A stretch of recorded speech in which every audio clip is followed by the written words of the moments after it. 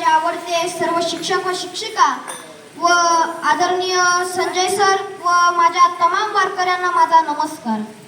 आम्ही वैकुंठवासी झालो याच कारणाशी बोलले ते ऋषी साच भावे वर्तय.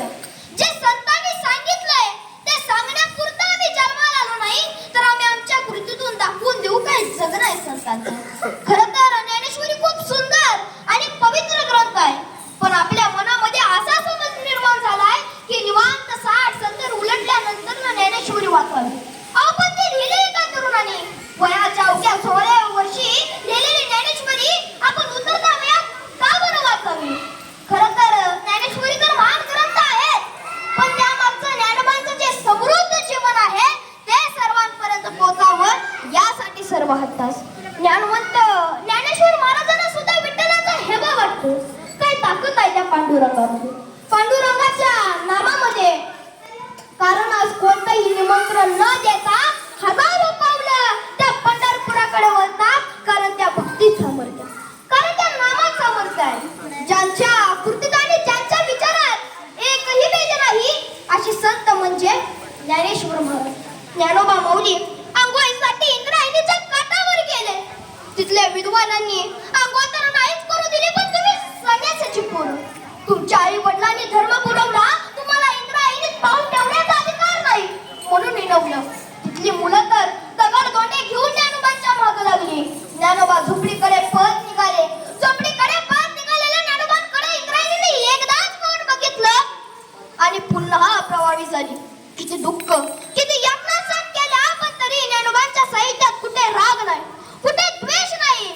श्रोत्यांसोबत सुख संवाद साधणारी ज्ञानेश्वरी, तर लोक संवाद साधणारी अभंग रचना. कधी कधी प्रश्न पडतो, गीतेचा शालू पांघरून ज्ञानेश्वरी सजली का गीताच्या अलंकाराने ज्ञानेश्वरी नटली? पण ते काही असो, आम्हा सामान्यासाठी ज्ञानोबा म्हणजे फक्त माऊली. ज्या इंद्रायणीमध्ये लोकांनी पाऊल टाकू दिलं नाही तीच इंद्रायणी पांडुरंगासमोर हात जोडून म्हणते, देवा आता एकच प्रार्थना. ज्ञानोबा समाधी गेला, आता अंधीत येत आहे. ज्ञानोबा अंधीत आले की त्यांचे पाय फक्त इंद्रायणीला लागू दे. केवढा ज्ञानोबांचा मोठेपणा. खरं तर आई असणं हे निव्वळ तुमच्या प्रस्तुती वेदनाशी निगडीत नाही, आणि हे जर निगडीत असता तर 750 वर्षापूर्वी 21 वर्षाच्या तरुणाला लोक माऊली म्हटले नसते.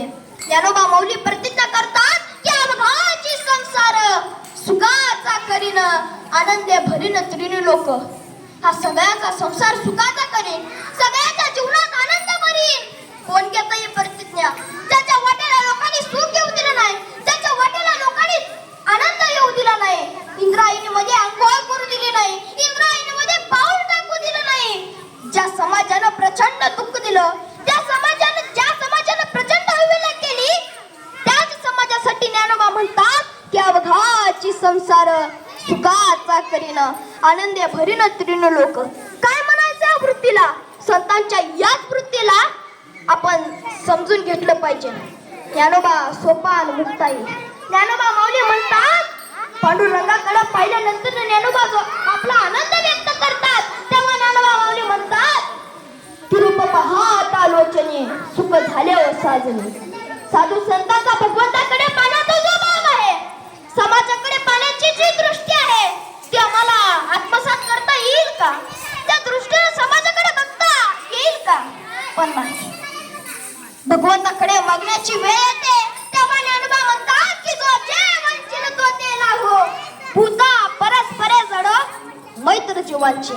ज्ञानोबांना माहिती आहे की वाईटातल्या वाईट लोकात सुद्धा थोडी तरी सत्कर्माची वृत्ती शिल्लक आहे. तो या सत्कर्मी रती वाढो, भूता परस्परे जडो मैत्र जीवांचे. सर्वांमध्ये मैत्रीचे संबंध प्रस्थापित होऊ दे. पण कुणी सहानुभूती दाखवली नाही. किती दुःख सहन केलं ते आपल्या लेकराला सांगावं लागेल. हे पहा, हे असे जगले आणि आज शेकडो वर्षानंतरही त्यांचा गजर केला जातो. आपल्या मुलाला 2 दिवस कुठे बाहेर ठेवायचं म्हटलं, आपल्याला करमत नाही. शाळा कॉलेज कधी बाहेर पाठवायचं म्हटलं तर आपल्या कानावर दगड ठेवावा लागतो. मात्र आपण खंबीर करू शकलो नाही. घुसलेल्या थकलेल्या ज्ञानोबांना जर माईने पुत्र घातले नसते तर ज्ञानेश्वरी समोर आली नसते. एवढीशी मुक्ताई